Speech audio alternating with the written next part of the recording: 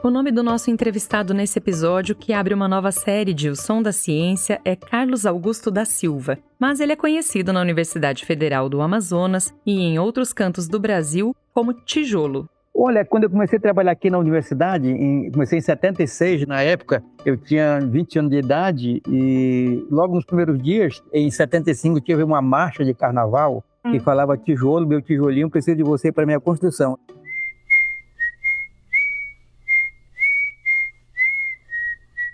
E eu ficava garoto, né, assobiando, cantando, e aí o pessoal não sabia do meu nome, ficou chamando, tijolo, tijolinho ficou. O tijolo já construiu muito nessa vida. De origem indígena Munduruku e Apurinã, ele se mudou para Manaus ainda criança. Aos 20 entrou para a universidade trabalhando com serviços gerais, até que na década de 90 ingressou no curso de Ciências Sociais. Aí virou arqueólogo e nunca mais parou de descobrir a história do Brasil. Hoje a gente acompanha a entrevista que ele concedeu para nossa colega Maria Guimarães, editora assistente do Jornal da Ciência. A versão impressa e online está junto com outras matérias imperdíveis na edição especial do jornal feita para a reunião anual da SBPC. No jornal e aqui no podcast, você acompanha pautas que têm tudo a ver com o tema da reunião em 2026, Ciência para Todos. Eu sou Raquel Cagliari e te deixo agora na excelente companhia da Maria e do Tijolo. Boa escuta pra gente. Ei, som. Som. Alô. O Som da Ciência. Um podcast da SBPC para ouvidos abertos. O Som da Ciência. Tá gravando? Pronto, tá perfeito. Maravilha. Eu vi que você recentemente fez 70 anos, né? Sim, eu estava em campo, olha, eu estava em campo. Que trabalho você estava fazendo? Eu estava fazendo uma escavação no município do Amazonas, chamado de, entre Lábrea e Canutama. Uma área bem legal assim, rio de águas pretas, né? Muito bacana, com um castanhal lindíssimo. E a gente estava lá, eu, a Laura, Juliana, o Mário, Daniel e mais o grupo da FUNAI. Foi muito bacana o trabalho lá. Nossa, uma escavação grande. Quais são os cuidados que são tomados para garantir que toda essa informação e esse patrimônio seja mantido na região amazônica, não seja uma coisa que seja retirada do seu contexto e dos direitos? Isso está sendo assim, com muito cuidado e com muito zelo, né? Então, no caso, as coleções que foram retiradas do Rio Iriri, né, da escavação, ela está na UFOPA, né, que é uma universidade pública, né, do Pará. Mas tem uma coleção. Tem uma coleção está lá, entendeu? E aí, à medida que esse Estado brasileiro tem consciência exatamente a importância, eu penso que à medida que esse material volte exatamente para a comunidade, que sirva como instrumento pedagógico para trabalhar a educação para as crianças. Eu acho que é isso o dado importante. Tem algumas publicações que foram saídas a nível meio que didático para que as crianças entendam exatamente qual é a importância exatamente disso que você chamou. O que é um pedaço de cerâmica? Então, um pedaço de cerâmica colorido, ele tem essa digital, né, desses povos que viveram, né? Então, se tem essa digital, ele também nos pertence. Então, se nos pertence à nossa história. Então, acho que isso é importante a gente reconhecer. Se de repente voltar um pouquinho assim a história do Brasil, né, a história do Brasil que nós conhecemos na escola é a história da sociedade ocidental, né? A história mesmo, ou seja, do Brasil ainda é desconhecida. Eu acho que é isso que o dado interessante, né, para a nova geração, né? Como perceber esse trabalho, né, desses povos que viveram aqui na Amazônia. Então, o projeto tem esse cuidado, né, de ter o maior zelo, né, e ético com o material retirado e tentar devolver exatamente para o ambiente que foi retirado, né? E essas coleções fiquem exatamente nessa comunidade e treinar essas pessoas. Nossa, o Marajó é uma coisa lindíssima, né? Ou seja, então as coleções marajoaras são uma das melhores coleções que tem na arqueologia, né, brasileira. Então, no Marajó tem já comunidade que está se organizando para manter exatamente essa escola do tempo, ou seja, na comunidade. Então, acho que é isso o dado interessante. E o IPHAN, que é o órgão, né, que faz a gestão da coleção arqueológica, eles também já estão tomando, né, essas atitudes. Tanto que aqui na Universidade Federal do Amazonas, eu fiquei por 42 anos trabalhando aqui na universidade e durante esse tempo a gente conseguiu organizar, ou seja, um laboratório de arqueologia que até então ele é talvez um dos melhores do Brasil, né? Atualmente, o Tijolo é professor voluntário da Federal do Amazonas e integra a equipe de pesquisa do projeto Amazônia Revelada. O projeto se baseia no uso de um radar a laser para encontrar sítios arqueológicos debaixo da floresta, em parceria com as comunidades indígenas. Esse radar chama LiDAR. É um sensor que pode ser acoplado praticamente a qualquer equipamento que voe, por exemplo, um drone. Ele está revolucionando as pesquisas na arqueologia, algo que sempre foi muito difícil de se fazer na Amazônia. Só que o tijolo enfatiza que, tão importante quanto a tecnologia que está sobrevoando o céu da floresta, é o conhecimento que tem no chão dela, com as pessoas que vivem ali. Como é que essas coisas todas se somam para construir esse conhecimento? Olha, eu penso o seguinte, que quando essa metodologia, né, do LiDAR que está sobrevoando, eu penso que são ganhos que até então era complicado, né, fazer pesquisa na Amazônia, porque os rios são as estradas, né, da vida aqui na região. Então, geralmente, quem sabe andar no rio são as pessoas que estão lá, né? Às vezes o pesquisador não tem muita essa habilidade de andar. Então, eu penso que o LiDAR é uma forma, entendeu, de contribuir com esses locais que houve esse assentamento. Então, eu penso que isso é um dado importante. Mas eu penso que o dado mais importante do projeto é a questão ética, né? Então, o projeto não autoriza voar numa área que não tenha a licença na prévia, entender, de quem está lá embaixo, entender, das pessoas. Então, eu acho que é esse o dado importante. Conhecer e reconhecer que nesses locais também tem, né, conhecimento. Esses povos também são cientistas, eles entendem, não tem GPS, não tem bússola, não tem internet, mas eles têm uma segurança, assim, muito importante.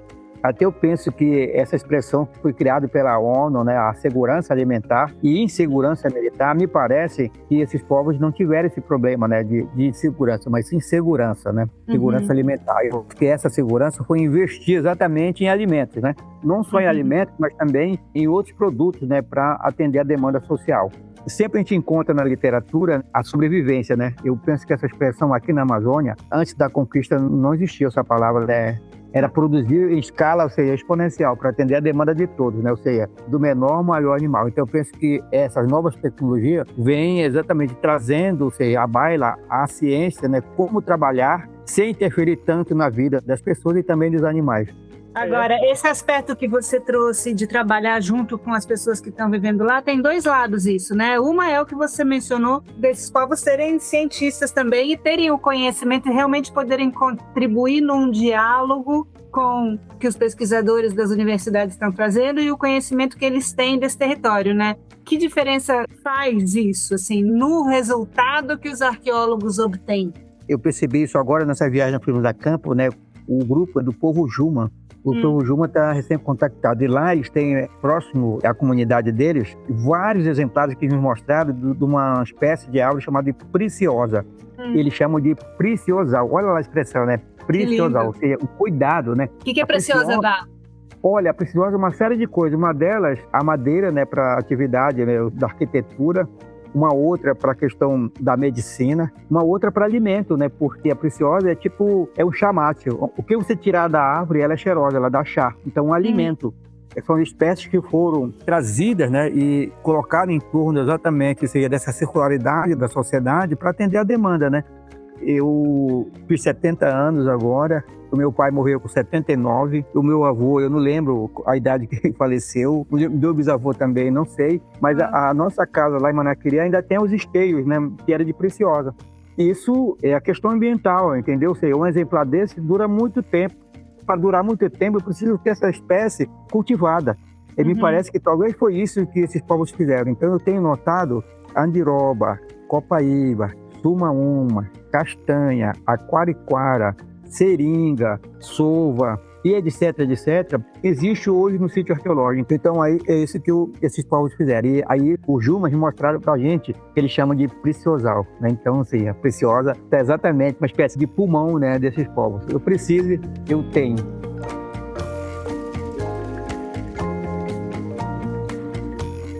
Quando vocês, como arqueólogos, chegam num território, tem muita informação que vocês só vão ter acesso mesmo se vocês estiverem conversando com as pessoas de lá, né? Que podem trazer informação sobre o que tem ali. Com certeza. O que está depositado, a gente pode ter acesso, né? Mas quem conhece, na realidade, onde estão os sítios, os antigos locais, é os povos que estão lá. O LiDAR, ele vem mostrando isso, assim, uma cobertura vegetal com bastante diversidade pode ser um ambiente, né, de moradia. E isso foi comprovado no Rio Iriri, na Terra do Meio, né, no Pará. A gente encontrou isso no lá e nós fomos em loco e, na realidade, um grande sítio arqueológico e saiu a data, né, 1.200 anos. Nossa, Olha só. uma coisa assim, um solo escuro assim, fantástico, né? Então eu acho que isso, a importância dessas novas tecnologias, e aí diminui um pouco o custo, né? Porque uma ida a campo dessa é muito dispendioso do recurso, né? E às vezes não tem tanto recurso assim, né? Então eu acho que isso que é o dado interessante, né? Da metodologia do projeto Amazônia Revelada. Agora, tem o outro lado também, que é uma questão meio de soberania, né? Você tem, assim, projetos internacionais que dizem vamos sobrevoar, passar o LiDAR em tudo, não sei o quê, sem perguntar para ninguém. E o Amazônia Revelada tem esse princípio muito forte, né? De não fazer nada sem a colaboração, justamente porque o território é deles.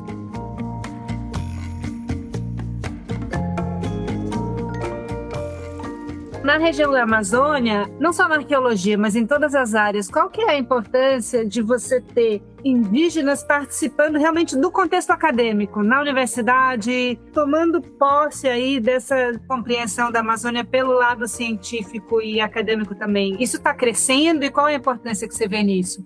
Olha, eu acho que vem crescendo, né? Os editais públicos, eles deram uma certa prioridade, né, a esse conhecimento, porque até então esse conhecimento ele não aparecia no registro da ciência, né? E agora está aparecendo. Então isso é um dado bacana. As universidades públicas, elas estão dando uma abertura, né, da graduação até a pós-graduação e a inserção exatamente no mundo científico. De 2003 até 2012, isso foi muito bacana. E aí eu estou dentro desse quadro porque eu só era graduado, eu não tinha mestrado e também não tinha doutorado, e eu tive doutorado e mestrado exatamente por essa política de afirmação. E como é que foi? O que te levou para a arqueologia? Olha, na realidade é o seguinte, eu trabalho aqui numa unidade chamada de Prefeitura do Campo, da UFAM. E aí, em 97, houve a nova gestão, né, a troca de reitor, e assumiu o professor Romeu Albuquerque. E aí um professor de História, Francisco Jorge, ele assumiu a direção do Museu Amazônico. Algumas divisões ainda não tinham sido implantadas, né, dentro do arcabouço do Museu Amazônico, e uma delas era a arqueologia. E aí ele me convidou se eu toparia, né, fazer essa gestão. Eu disse, olha, eu não tenho nenhuma cancha em arqueologia, mas eu sou meio doido, eu posso contribuir sim. E agora, entre os seus alunos, tanto de graduação quanto de pós-graduação, tem um número crescente de pessoas que vêm dos povos originários? Tem. Agora mesmo estou com dois povos, né? Mura e Tucano. Se você fosse pensar assim, então, ao longo desse percurso até aqui, o que foi mais legal? O que fica assim? Qual aspecto do seu trabalho você gosta mais ou acha que contribuiu mais? Bem, olha, eu penso o seguinte, que a arqueologia, de modo geral, é uma ciência social que busca traçar uma espécie de história, né, dos povos que viveram aqui na Amazônia. E falar em história, eu penso que essa história ela foi construída, eu vou brincar aqui com a palavra, no plural, trabalho coletivo, olhando exatamente a teoria marxista, que diz o seguinte, que tudo que o ser humano ele faz intervenção vira história, né? Então eu acho que esses povos da Amazônia fizeram essa intervenção no sistema terra, água e floresta de trabalho. Fazer exatamente essas intervenções, eles modificaram esses ambientes. E essa modificação possibilitou um ganho assim extraordinário, né? Segundo o Eduardo Neves, há 12 mil anos, e agora, né? Ou seja, nesse momento atual. Então, acho que esse foi o grande benefício que esses povos fizeram. E olhando assim para a questão do conhecimento e a questão educativa, me parece que a grande contribuição desses povos foi exatamente a modificação, né, desses ambientes. E essa modificação possibilitou o enriquecimento não só do solo, mas também, ou seja, de uma dieta alimentar em rede, né, para todas as espécies, ou seja, do menor indivíduo ao maior indivíduo, entendeu? Penso que isso foi o grande serviços ambientais que esses povos fizeram, né? Então, eu tenho percebido que as áreas de castanhais, de preciosais, andirobais, etc., eu acho que isso é importante. 30 anos de observação atenta levaram o tijolo a um novo entendimento sobre a formação de partes da floresta. A atual circunstância, ou seja, à medida que o Estado brasileiro ele intervém nesses ambientes, isso prejudica exatamente a questão da alimentação. E aí, por que isso? Agora mesmo, nessa escavação que eu estava participando com a doutora Laura Porquim, eu percebi exatamente que um castanhal, antes se pensava que esse castanhal era algo assim natural, né? Ou seja, que os animais, ao longo das suas intervenções, fizeram esse castanhal. E agora, com esses trabalhos, vem mostrando que não. Toda essa floresta que hoje se tem na Amazônia, ela foi um trabalho assim, meio que coletivo, né? De todas as espécies, ou seja, do animal e também das pessoas. Então, eu acho que está muito bem consolidado devido à forma como está a distribuição dessas espécies, ou seja, por área, né? Então, nesse castanhal, você percebeu, o senhor, que é um morador já de 70 anos, olha, a minha idade, né? Quando ele chega, ou seja, ele se entende como pessoa, esse castanhal já existia, e ele estima que esse castanhal, algumas espécies, têm para mais de 500 anos. E tem uma que ele chama de vovó, um nome assim meio carinhoso, e essa espécie, ela produz mais ou menos meia tonelada, ou seja, nos anos bons, meia tonelada, né, de semente de castanha. Esse castanhal que nós visitamos agora, né, do seu Chicó, ele tem a castanha dele assim como uma família dele. Tudo bem organizado, tudo bem zelado, os exemplares. Ele sabe, ele tem nome para todas as castanheiras. Segundo ele, ninguém conheceu todas as 1000 castanheiras. Segundo ele, tem mais de 1000, mas todas têm nome, entendeu? Se tem nome, é porque ele tem um registro de nascimento, entendeu? Ele tem, ou seja, uma espécie de tábua do tempo, né, com esses castanhais. Então, isso é um dado muito interessante, né, entendeu? Desse ser humano, ou desses seres humanos que estão na floresta, tratando a vida, né, de forma geral, né?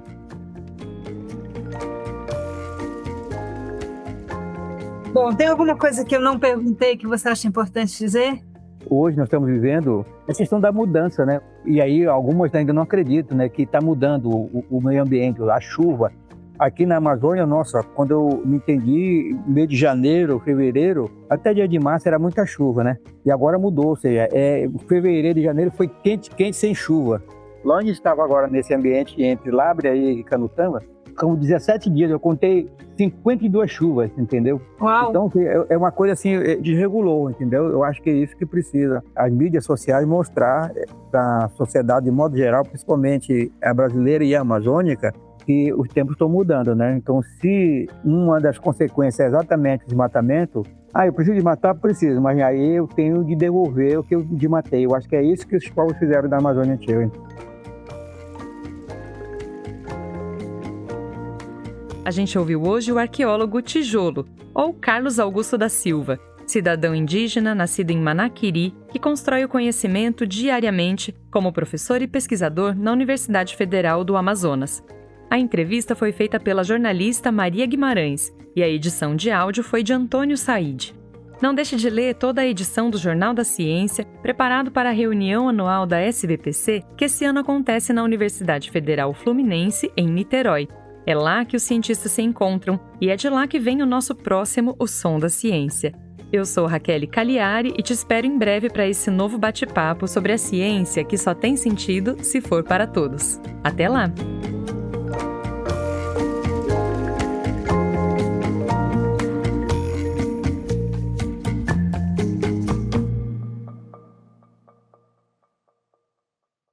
Você ouviu O Som da Ciência. Um podcast da SBPC para ouvidos abertos.